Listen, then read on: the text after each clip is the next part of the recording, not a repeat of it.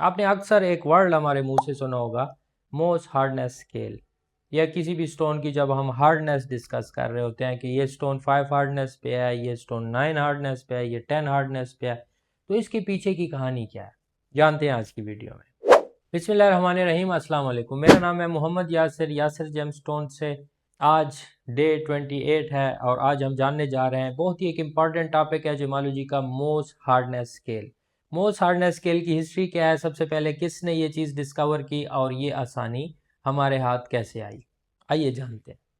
बिस्मिल्लाहिर्रहमानिर्रहीम, welcome back. आज है डे 28 एंड आज हम डिस्कस करने जा रहे हैं एक बहुत ही इम्पॉर्टेंट टॉपिक जेमोलॉजी का, जिसे हम कहते हैं मोस्ट हार्डनेस स्केल। ठीक है, मोस्ट हार्डनेस स्केल। अच्छा, इसके पीछे की जो स्टोरी है वो बड़ी इंटरेस्टिंग है। एक जर्मन साइंटिस्ट था, 1812 में उसने ये चीज़ इंट्रोड्यूस करवाई थी दुनिया को, जिसका नाम था फ्रेडरिक मोस। नाम मैं यहाँ लिख देता हूँ क्योंकि ये चीज़ आपको याद रखना बहुत ही ज़्यादा ज़रूरी है। फ्रेडरिक मोह, फ्रेडरिक मोह, जिसके नाम के ऊपर ये मोस्ट हार्डनेस स्केल है। सबसे पहले दुनिया को इस बंदे ने, इस साइंटिस्ट ने ये चीज़ इंट्रोड्यूस कराई। उसने सोचा कि एक स्केल होना चाहिए जिसकी मदद से मैं जेमस्टोन्स को उसकी हार्डनेस के ऊपर डिफरेंशिएट कर सकूं। यानी कैसा स्केल होना चाहिए जिसमें मुख्तलिफ मिनरल्स जो हैं उनके दरमियान मैं फ़र्क कर सकूं कि ये इतनी हार्डनेस पे है, इतनी हार्डनेस पे है, ये इतनी हार्डनेस पे है। तो उसने एक स्केल डेवलप किया। ठीक है, एक स्केल डेवलप किया 1 से 10 तक। यानी 1 जो है ये सबसे सॉफ्ट होगा और 10 जो है ये सबसे हार्ड होगा।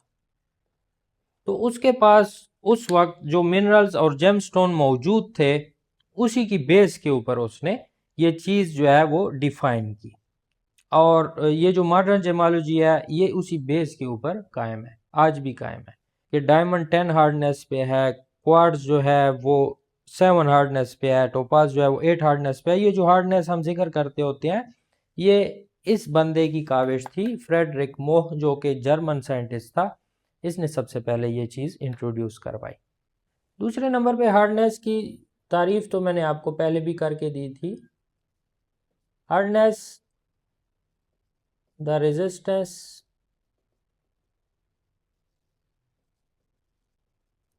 Against scratch. ठीक है, हार्डनेस की ये सिंपल तारीफ है कि कोई भी चीज़ जो रेजिस्टेंस शो करती है स्क्रैच के ख़िलाफ़, तो उसको हम कहते हैं उसकी हार्डनेस। तो उस वक्त फ्रेडरिक मोह के पास जो मिनरल्स या स्टोन मौजूद थे उनकी हार्डनेस उसने मालूम की एक दूसरे के ऊपर स्क्रैच करके। नंबर 1 पे उसने रखा टाल्क को। टाल्क एक मिनरल है, ठीक है। नंबर 2 पे उसने रखा जिप्सम को। नंबर 3 पे कल्साइट। नंबर 4 पे फ्लोराइट।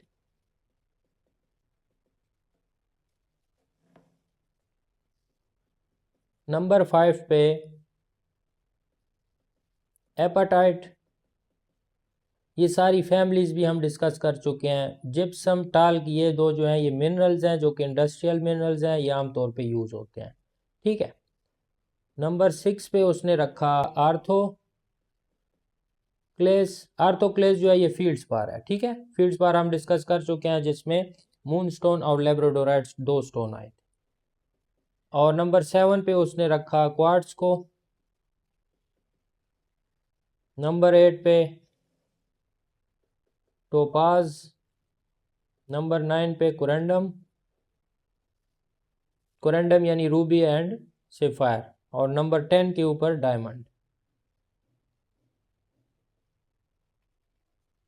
ये उसने एक स्केल दिया है जेमस्टोन की दुनिया को। ये जो मैंने इनके नंबर्स लिखे हैं ये इनकी हार्डनेस है। ठीक है, इसकी 1 हार्डनेस है, इसकी 2 है, इसकी 3 है, इसकी 4 है, इसकी 5 है, इसकी 6 है, 7, 8, 9, 10। 10 हार्डनेस उसने एक स्केल दिया है दुनिया को, और इस स्केल को हम कहते हैं मोस्ट हार्डनेस स्केल, जिसकी मदद से हम जेमस्टोन की हार्डनेस मालूम करते हैं। और हार्डनेस क्यों हम मालूम करते हैं? ताकि हमको पता चल सके कि ये जेमस्टोन ज्वेलरी में लगने के काबिल है या नहीं है। अगर लगने के काबिल है तो कौन सी ज्वेलरी में लगेगा, पेंडेंट में, रिंग में। फिर इसके अलावा हमें यह भी पता चलता है कि हम इस जेमस्टोन को कौन से ग्रेड के एब्रेसिव के ऊपर काट सकते हैं या पॉलिश कर सकते हैं। ठीक है, हार्डनेस हमें बहुत ज़्यादा मदद देती है। इसके अलावा हमें यह भी पता चलता है कि कौन सा जेमस्टोन किस किस्म की वेयर एंड टेयर से ख़राब हो सकता है या नहीं हो सकता। सो ये मुख्तलिफ़ किस्म के फ़ायदे हैं जो कि हार्डनेस से हमें मिलते हैं।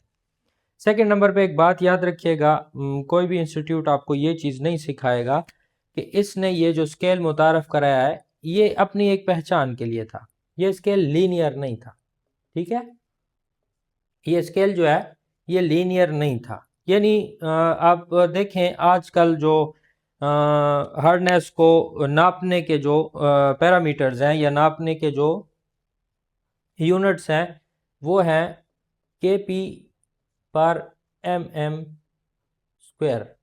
ठीक है, kp पर mm square, k is for kilogram, p is for force. ठीक है, यहाँ पे थोड़ी सी आपको फिजिक्स समझनी होगी। और mm स्क्वायर जो है ये एरिया है, एरिया।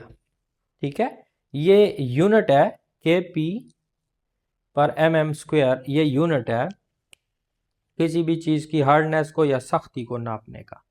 अच्छा, तो अब आप अगर देखें आजकल आप गूगल करें तो आपको मिलेगा कि कोरेंडम जो है ये 2000 kp पर mm स्क्वायर है और डायमंड जो है ये 10,000 kp पर mm स्क्वायर है। ठीक है, तो इस बेस के ऊपर मैं ये कह रहा हूँ जो कि आपको किसी इंस्टीट्यूट में ये चीज़ नहीं समझाई जाएगी, क्योंकि आप अगर जेमोलॉजिस्ट हैं तो आप जब मोस्ट हार्डनेस स्केल के ऊपर बात कर रहे हैं तो कोई भी क्वेश्चन आपसे, तो कोई भी आके आपसे ये क्वेश्चन पूछ सकता है कि आप हार्डनेस के ऊपर बात कर सकते हैं कि आपको इसका यूनिट पता है। K P by M M square, K is for kilogram, P is for force, mm square. ठीक है, ये एरिया है। तो ये स्केल लीनियर नहीं है और ये बात आपको किसी जेमोलॉजिकल इंस्टीट्यूट में नहीं बताई जाएगी कि ये जो कोरेंडम है ये 2000 kpmm स्क्वायर होता है और डायमंड जो है ये 10,000 kpmm स्क्वायर होता है। यहाँ पे तो 9-10 है, लेकिन यहाँ पे आप फ़र्क देखें तो कई गुना ज़्यादा फ़र्क है।